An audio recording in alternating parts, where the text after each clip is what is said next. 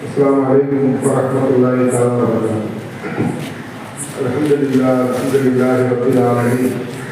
اللهم صل على محمد سيد القلوب ودوائها وعافية الأبدان وشفائها ومن الأبصار وضيائها وعلى آله وصحبه أجمعين. أما بعد، أعوذ بالله من الشيطان الرجيم. بسم الله الرحمن الرحيم.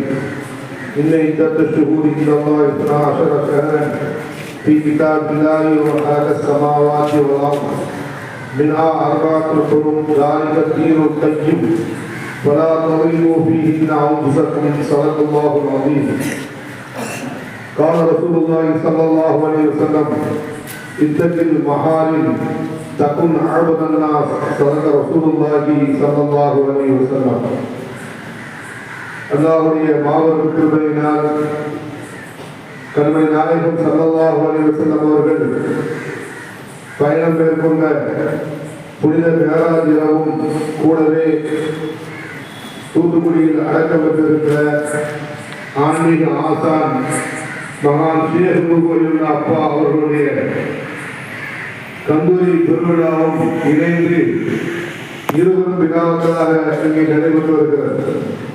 இந்த நிகழ்ச்சியில் கிராத்தோதிய வீரர் செய்த வாழ்த்துறை வழங்கிய வரவேற்பு ஆற்றிய எனக்கு பின்னால் சிறப்பை தர இருக்கிற நமது கல்லூரியின் மரியாதைக்குரிய போற்றலுக்குரிய பேராசிரியர் கணியர் உள்ளிட்ட இந்த நிகழ்ச்சியில் முன்னமே வந்து பங்கெடுத்து நிகழ்ச்சிக்கு உற்சாகமும் உந்துதலும் தந்து கொண்டிருக்கிற எங்கள் மொமோசா அரபிக் கல்லூரியின் வாசலுக்கு மாணவர்கள் பரவலாக தூத்துக்குடி மாநகரத்தில் இஷா தொழுகையை முடித்து மேலாஜுடைய மயானை முடித்துவிட்டு ஷேக் அப்பா அவர்களை தியாகம் செய்வதற்காக இங்கே வருகை தந்திருக்கிற தூத்துக்குடி மாநகர உலமா பெருமக்கள் ஜமாத்தார்கள், அல்லாஹ் ரப்பல் இஸ்ஸத் இந்த இரு விழாக்களின் புரட்டினால் நம்முடைய வாழ்க்கையில எல்லா வகையான வளங்களையும் அருள்களையும் தந்துள்ள முடிவானாக. ஆமீன் சொல்லுங்க. துஆ எப்போ கபூலாகும் தெரியாது. அருமையான அல்லாஹ்வின் நல்லடியார்களே, புனித மேராஜுடைய இரவு முடிந்துவிட்டால் பாக்கியம் என்று இந்த மாதம் முடிய போகிறது. கண்மணி நாயகம் ஸல்லல்லாஹு அலைஹி வஸல்லம் ரஜப் மாதம் வந்துவிட்டால் துஆ கேட்க சொன்னார்கள். நாம் அனைவரும் எல்லா வக்திலும் துஆ கேட்கிறோம், எல்லா வக்திலும் இமாமும் துஆ கேட்கிறார்கள். அல்லாஹும்ம பாரிக் லனா ஃபீ ரஜப் வ ஷஅபான் வ பல்லிக்னா ரமலான். இறைவா, ரஜபையும் ஷஅபானையும் எங்களுக்கு பரக்கத்தை தருவாயாக, ரமலான் மாதத்தை அடைய செய்வாயாக என்று ஒவ்வொரு வருடமும் இந்த 3 மாதங்கள் வருகிற பொழுது நாம் தொடர்ச்சியாக துஆ செய்து கொண்டிருக்கிறோம். இது ஒரு சடங்காக, சம்பிரதாயமாக இதனுடைய தாற்பயம் என்ன, இதனுடைய தத்துவம் என்ன, இதனுடைய புரிதல் என்ன என்பதை நாம் தெரிந்து கொண்டால் ஏதோ கடமையாக நாம் இதை கடந்து செல்ல முடியாமல் இதனுடைய அர்த்தத்தையும் இதனுடைய நோக்கத்தையும் புரிந்து கொண்டால் வாழ்க்கையிலே அது நமக்கு வெற்றி பெறுவதற்கு பேர் உதவியாக இருக்கும் என்பதற்கு சில தகவல்களை நான் சொல்ல ஆசைப்படுகிறேன். அல்லாஹ்வின் நல்லடியார்களே, பரக்கத் என்கிற வார்த்தைக்கு தமிழில் இதுதான் பரக்கத் என்று தெளிவுபடுத்தி சொல்லிவிட முடியாது. அரபு அகராதியில் அதிகம் என்கிற அர்த்தம் இருக்கிறது, வளர்ச்சி என்கிற அர்த்தம் இருக்கிறது. என்றாலும் கூட பரக்கத்தான மனிதன் என்று பல்வேறு சொல்ல நாம் கேள்விப்பட்டிருக்கிறோம். இந்த நாள் பரக்கத்தான நாள் என்று கேள்விப்பட்டிருக்கிறோம். இந்த ஊர் பரக்கத்தான ஊர் என்று கேள்விப்பட்டிருக்கிறோம். இந்த மாதம் பரக்கத்தான மாதம் என்று கேள்விப்பட்டிருக்கிறோம். இந்த திருமணம் பரக்கத்தாக நடைபெற்றது என்று சொல்கிறோம். என்றால் பரக்கத் என்பதற்கு நாம் சில விஷயங்களை புரிந்து வைத்திருக்கிறோம். நம்முடைய அகராதியில் நமது வட்டத்தில் பரக்கத் என்றால் ஏதோ வளம், அருள் என்று நாம் வார்த்தைகளை சுருக்கி வைத்திருக்கிறோம். ஆனால் பரக்கத்திற்கு விசாலமான அர்த்தங்கள் இருக்கிறது. சில விஷயங்களை நாம் சில நிகழ்வுகளோடு ஒப்பிட்டு பார்த்தால் அதை நாம் புரிந்து கொள்ள முடியும். அதற்கு முன்னால் ஒரு செய்தி, குர்ஆன் சொல்கிறது, அல்லாஹ்விடத்திலே அல்லாஹ்வுடைய வேதத்தில் மாதங்கள் 12 மாதங்கள், அந்த 12 மாதங்களில் 4 மாதங்கள் புனிதமான மாதங்கள் என்று சொல்லிவிட்டு அல்லாஹ் பலா தத்ரீமு பிஹி அன்ஃபுஸக்கும் ஒரு தஃசீர்ல 12 மாதமும் அநியாயம் பண்ணாதீங்க அப்படிங்கிற தஃசீரும் இருக்கு. இன்னொரு தஃசீர் பலா தத்ரீமு பிஹி அன்ஃபுஸக்கும், இந்த புனிதமான 4 மாதங்களில் அநியாயம் செய்ய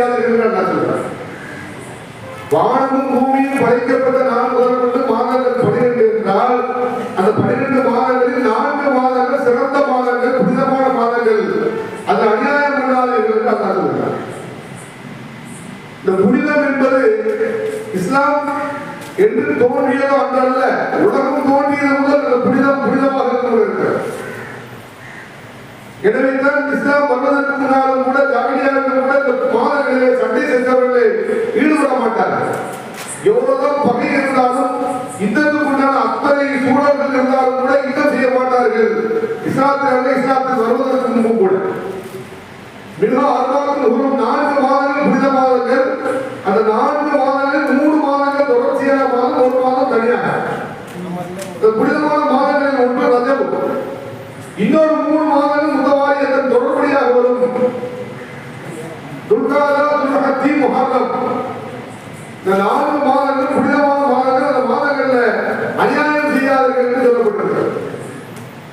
இந்த புனிதம் என்பது உலகம் என்று படைக்கப்பட்டதோ அன்று முதல் அந்த புனிதம் இருந்து இருக்கிறது.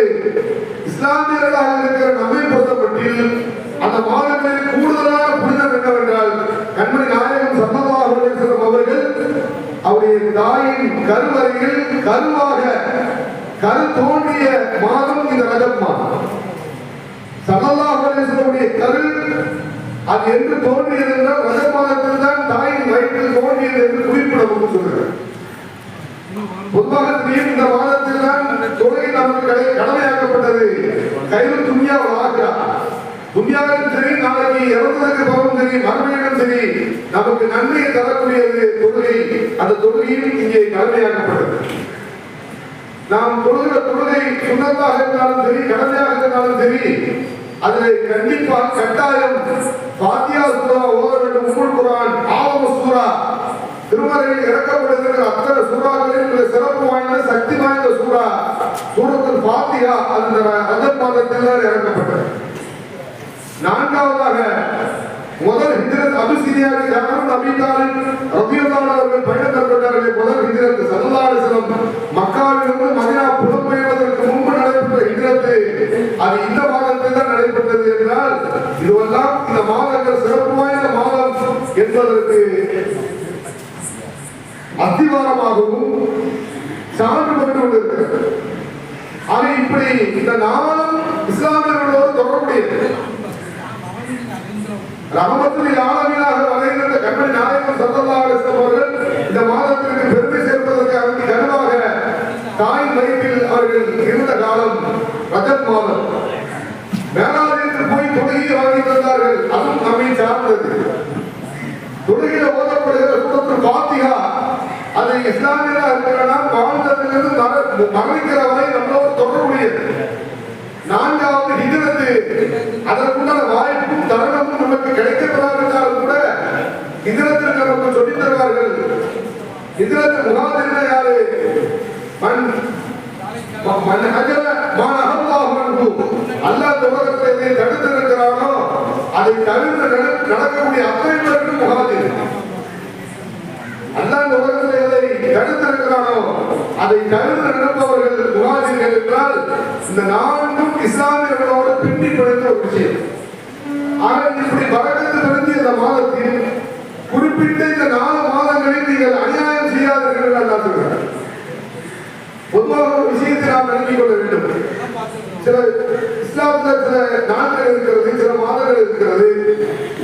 அந்த மாதங்களோடு தொடர்புடைய அமல்களுக்கு ஏராளமான நன்மைகள் உண்டு. இப்போ லைலத்துல் கத்ர் எல்லாத்துக்கும் தெரியும். 1000 மாதங்கள் சிறந்ததை விட ஒரு இரவு என்று சொல்லப்படுகிறது. சில சிறப்புகள் இடம் சார்ந்தது, சில சிறப்புகள் காலம் சார்ந்தது. வெள்ளிக்கிழமையில செய்யுத ஐயா நாட்களின் தலைவர் என்று சொல்லப்படுகிறது. நாட்களே சிறந்த நாள் வெள்ளிக்கிழமை. அது பரக்கத்து பொருந்திய நாள் என்று சொல்லப்படுகிறது. காரணமும் உண்டு. காரணம், உலகத்தில் முதலாக மலை இறங்கியதே வெள்ளிக்கிழமை தான். அதனால ஆதம் அலைஹிஸ்ஸலாம் அவர்கள் சொர்க்கத்திற்கு சென்றதும் வெள்ளிக்கிழமை தான். ஆக இப்படி சில வரலாற்று பின்னணிகளோடு பார்த்தால் பரக்கத்து பொருந்திய நாள் வெள்ளிக்கிழமை என்று சொல்வார்கள். அதில் பரக்கத்து பொருந்திய மனிதர்கள் என்று சில பேரை சொல்வார்கள். பரக்கத்து பொருந்திய ஊர் என்று சில பேரை சொல்வார்கள். எதுவெல்லாம் பரக்கத்தோடு தொடர்புடையதாக இருக்கிறதோ, அங்கே செய்யப்படுகிற நல்ல காரியங்களுக்கு அதிகப்படியான கூலிகள் எப்படி இருக்கிறதோ, அதுபோல் அந்த காலங்களில், அந்த நேரங்களில், அந்த இடங்களில் செய்யப்படுகிற தவறுகளுக்கும் இரட்டிப்பான தண்டனை இருக்கிறது என்பதை நாம் சொல்கிறார்கள். அதைத்தான் வசனம் சொல்கிறது. 4 மாதங்கள் புனித மாதங்கள், ரஜபு, துல்காதா, துல்ஹஜ்ஜி, முஹர்ரம், பலா தத்ரீபு ஃபீஹி அன்ஃபுஸக்கும். இந்த காலங்களில் உங்களுக்கு நீங்கள் அநியாயம் செய்யாதீர்கள். குற்றங்களை இழைப்பதன் மூலமாக, தவறுகள் புரிவதன் மூலமாக, அநியாயம் அக்கிரமம் செய்வதன் மூலமாக மேலும் மேலும் உங்களுக்கு நீங்கள் அநீதத்தை செய்து கொள்ளாதீர்கள் என்று அல்லாஹ் குர்ஆனில் சொல்கிறார். என்றால் அருமையானவர்களே, பாருங்க குர்ஆன் அல்லாஹ் சொல்றான், "வ யரிது ஃபீஹி பில்ஹாதின் பிதுல்மின் முதிக்குஹு மின் அஸாபின் அதீம்" என்று சொல்றார். மஸ்ஜித் ஹராம்ல காபத்துல்லாஹ் இருந்துட்டு ஒருத்தர் வரவு மீறுவேன் என்று நியத்து வைத்தார். அநீதம் செய்வேன், அக்கிரமம் செய்வேன் என்று செய்வேன் என்று நினைத்தாலே முதிக்குஹு மின் அஸாபின் அதீம், நோவிலே இருக்கிற அதாப அவரை சுமைக்க செய்வோம் என்று அல்லாஹ் சொல்றார். ஏன்னா மஸ்ஜித் ஹராம் காபத்துல்லாஹ் புனிதமான இடம். அங்கே எண்ணப்படுகிற எண்ணங்கள் நல்ல எண்ணங்களாக இருக்க வேண்டும், செய்கிற அமல்கள் நல்ல அமல்களாக இருக்க வேண்டும், ஆற்றப்படுகிற காரியங்கள் நல்லதாக இருக்க வேண்டும். என்றால் அப்படிப்பட்ட காரியங்களுக்கு உயர்வான கூலிகள் கிடைக்கும். அங்கே தொழுதால் 1 லட்சம் நன்மை என்பதற்கு அதே நேரத்தில் அந்த புனிதமான இடத்திலிருந்து நான் வரவு மீறுவேன் என்று ஒரு நியத்து வைத்தால் அவரை நோயிலிருந்து அல்லாமல் சுமைக்கு செய்வது அல்லாஹ் சொல்கிறார். எனவே பராத் நமக்கு இந்த ரஜப் அதைத்தான் நமக்கு சொல்கிறது. பரக்கத் பொருந்திய மாதம். குர்ஆன்ல பரக்கத்துக்கு நிறைய வார்த்தைகள், தபாரக் இஸ்மு ரப்பிக தில் ஜலாலில் வல் இக்ராம், அல்லாஹ் தன் பெயரை பரக்கத் என்று அல்லாஹ் சொல்கிறான். இன்னா அன்ஸல்னாஹு ஃபீ லைலத்தின் முபாரக்கா, இந்த குர்ஆனை பரக்கத் பொருந்திய இரவில் நாம் இறக்கினோம் என்று ஒரு வசனத்தில் சொல்கிறான்.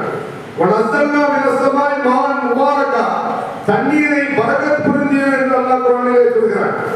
இன்ன அவலபைத்தின் உதிரல் இல்லாசி நல்லதி மக்கத் முபாரக்கா, உலகத்தில் தோற்றுவிக்கப்பட்ட முதல் ஆலயம் மக்கா, அதன் பரக்கத் பொருந்தியது என்று அல்லாஹ் சொல்கிறான்.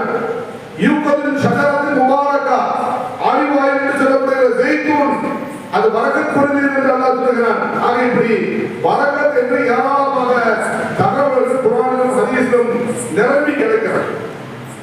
கண்ணன் நாயகம் ஸல்லல்லாஹு அலைஹி வஸல்லம் இத்தகைய மகாரின் எது மார்க்கத்திலே விளக்கலாக்கப்பட்டிருக்கிறதோ, அனாமாக்கப்பட்டிருக்கிறதோ அதை தவிர்த்து நடங்கள். தக்குன் ஆபதன்னாஸ், நீங்கள் மிகப்பெரிய வணக்கசாலியாக ஆகிவிடுவீர்கள் என்று நபிகள் நாயகம் ஸல்லல்லாஹு அலைஹி வஸல்லம் சொன்னார். நம்ம வணக்கம்னா ஏதோ தொழுகிறது, நோன்பு வைக்கிறது, ஜகாத் கொடுக்கிறது, ஹஜ் பண்றது, இது மட்டும் வணக்கம் இல்லைங்க. வாழ்க்கையில எதை தவிர்த்து நடக்க வேண்டுமோ அதுதான் மிகப்பெரிய வணக்கம்.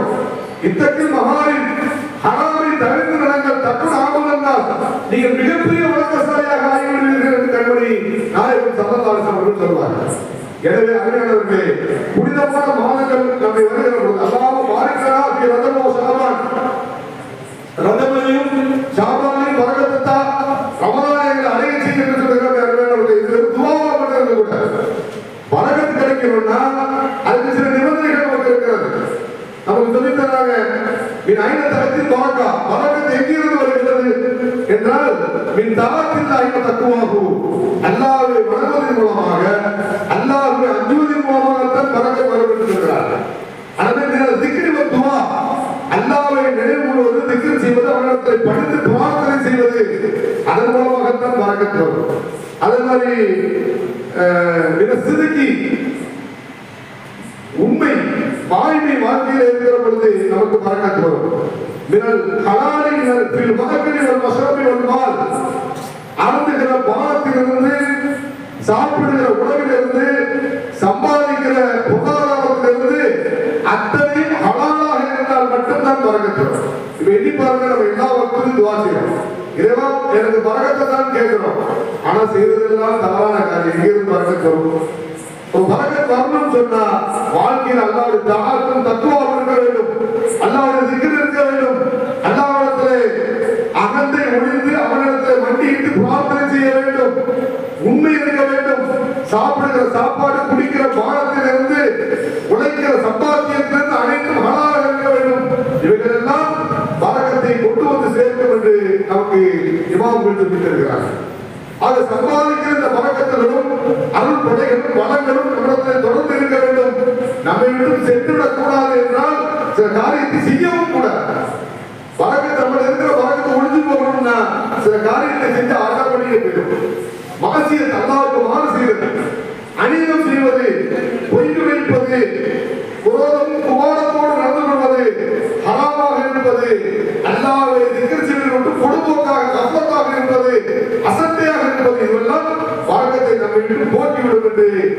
இமாம்கள் சொல்லியிருக்கிறாங்க. ஏன்னா இது மாதிரியான புனித இரவுகளும் புனித நாட்களும் நம்மை கடந்து செல்கிற பொழுது ஏதோ சடங்காக சம்பிரதாயம் இல்லாமல் அந்த இரவுகள் எல்லாம் நமக்கு எது உணர்த்துகிறதோ அதை வாழ்க்கையை கடைபிடிப்பதற்கு இதை ஒரு வழிகாட்டியாக, இதை ஒரு வாய்ப்பாக ஒரு வாழ்க்கையை பயன்படுத்திக் கொள்ள வேண்டும். வயது 50 ஆகிறது, 51, 52 என்றால் எத்தனை மேலாதிகளை நாம் சந்தித்திருப்போம், எத்தனை மராத்துகளை சந்தித்திருப்போம். இந்த இரவுகளில் ஒவ்வொரு படி நம் வாழ்க்கையிலே ஏற்றம் நாம் வருகிற பொழுதுதான் வாழ்க்கையிலே நாம் வெற்றி பெற்றவர்களாக ஆக முடியும். ஒரு சில தகவல்கள் அறிஞர்கள் சில பேர்களை பறக்கத்தான மனிதர்கள் என்று சொல்வார்கள். நான் ஏற்கனவே சொன்னேன், உலகத்தில் அல்லாதெல்லாம் மலைகள் இருக்கு, மலைகளே சிறந்த மலையாக தூசினா மலையை தேர்ந்தெடுத்தார். உலகத்தில் இருக்கிற படைப்புகளே சிறந்த படைப்பாக செய்யுதுல் பஷர் கைரு ஹல்கில்லா கண்ணன் நாயகம் ஸல்லல்லாஹு அலைஹி வஸல்லம் அவர்கள் தேர்ந்தெடுத்தார். மலக்குமார்கள் அவனை துதிப்படுவதற்காக வேண்டி படைக்கப்பட்ட மலக்குமார்களே சில ரசூல்மார்களை எல்லாம் தேர்ந்தெடுத்தார். அது மாதிரி பூமிகளில் சிறந்த இடமாக பள்ளிவாசல்களை தேர்ந்தெடுத்தார். கலாம்களில் சிறந்த ஒன்றாக குர்ஆனை தேர்ந்தெடுத்தார். இப்படி அல்லாஹ் பலவற்றையும் தேர்ந்தெடுத்திருக்கிறானே, அப்படி அல்லாஹ்வால் தேர்ந்தெடுக்கப்பட்ட 12 மாதங்களில் சிறந்த மாதம் தான் இந்த மாதம். எனவே இந்த மாதங்கள்ல நம்ம நல்ல காரியங்களை செய்து இவர் வாழ்ந்தார் மறைந்தார் ஒரு பறக்கத்தான மனிதர் என்கிற நற்பெயர் உலகத்திலே கிடைக்க வேண்டும். அப்படிப்பட்ட பறக்கத்தான மனிதர் அப்படின்னு ஒருத்தருக்கு கிடைக்கணும்னா பறக்கத்தான ஆளும் சொல்றதால சில அளவுகோலைகளை சொல்லி தருகிறார்கள். யாருக்கு புத்தி தீட்சண்யம் இருக்கிறதோ, புத்தி கூர்மை இருக்கிறதோ அவர் பறக்கத்தான ஆள் என்று சொல்கிறார்கள். இரண்டாவது, பிறரிடத்தில் மரியாதையாக நடப்பார், கண்ணியத்தோடு நடந்து கொள்வார். மூணாவது, விசாலமான உள்ளம் இருக்கும், உசாத்துல் கல்பு, விசாலமான உள்ளம் இருக்கும், உள்ளத்துல கட்டத்தரம் இருக்காது. இவரெல்லாம் பறக்கத்தான பறக்கத்தில் வர்றதுக்கு இந்த தன்மைகள் எல்லாம் நம்மிடத்துல குடிகொண்டு இருக்க வேண்டும். ஸல்லல்லாஹு அலைஹி வஸல்லம் அவர்கள் தன்னுடைய 3ஆம் கலீஃபா உஸ்மான் கலி ரலியல்லாஹு அன்ஹுவுடைய மகள் ருக்கையா முடிச்சு கொடுத்தார். பதில் முடிந்து வெற்றி வாக்கை சூடி வருகிற பொழுது தன் மகளார் ருக்கையா மரணமான செய்தி ஸல்லல்லாஹு அலைஹி வஸல்லம் அவர்களுக்கு கவலை தந்தது. ருக்கையாவுக்கு பிறகு 2வது திருமணம் உம்மு குல்சும், தன் மகன் உம்மு குல்சுமை உஸ்மான் ரலியல்லாஹு அன்ஹு முடித்து கொடுத்தார்கள். அந்த மகன் கருதப்படும் ஸல்லல்லாஹு அலைஹி வஸல்லம் சொன்னார்கள், எனக்கு இன்னொரு பெண் குழந்தை இருந்தால் நான் உஸ்மானுக்கு முடித்து கொடுப்பேன் என்று சொன்னார். 2 பிள்ளையை கட்டி கொடுத்தாங்க, 2 பிள்ளையை இறந்தாங்க. 3வது ஒரு பட்ட பிள்ளையும் இருந்தால் உஸ்மானுக்கு திருமணம் முடித்து கொடுப்பேன் என்று சொல்வதற்கு என்ன காரணம் என்றால் உயர்ந்த உள்ளம் உஸ்மானை ரலியல்லாஹு அன்ஹு ஒரு இடத்துல இருந்தார். பரக்கத்தான மனிதன் என்று உலகத்தில் வாழ்கிற போது பெயர் பெற்றவர். எனவே அருமையானவர்களே, இந்த பரக்கத் பொருந்திய இந்த மாதத்திலே பரக்கத்தை தேடுகிற நாம் வெறும் துஆவோடு நின்றுவிடாமல் பரக்கத்து கிடைப்பதற்குண்டான வழிவகைகளை தேட வேண்டும். பரக்கத்தை நம்ம விட்டும் சென்று விடாமல் இருப்பதற்குண்டான காரணங்களை தேடி வாழ்க்கை அமைத்துக் கொண்டால் அந்த துஆ நிறைவேறும். உண்மையை நாம் பரக்கத்து பொருந்திய நல்ல மக்களாக ஆகும். அல்லாஹ் அந்த வாய்ப்பை உங்களுக்கும் எனக்கும் உலக முஸ்லிம்கள் அனைவருக்கும் நல்ல புரிவானாக வேண்டி விரும்பி பிரார்த்தனை செய்து எனது தலைவரை நிறைவு செய்து இப்பொழுது முகமது அரபினுடைய மரியாதைக்குரிய பேராசிரியர் மௌலானா அப்துல் கனி முஸ்பாகி வாசில் மன்பை அவர்கள் இப்பொழுது சிறப்புரை ஆற்ற வருமாறு அன்போடு அழைக்கிறார்.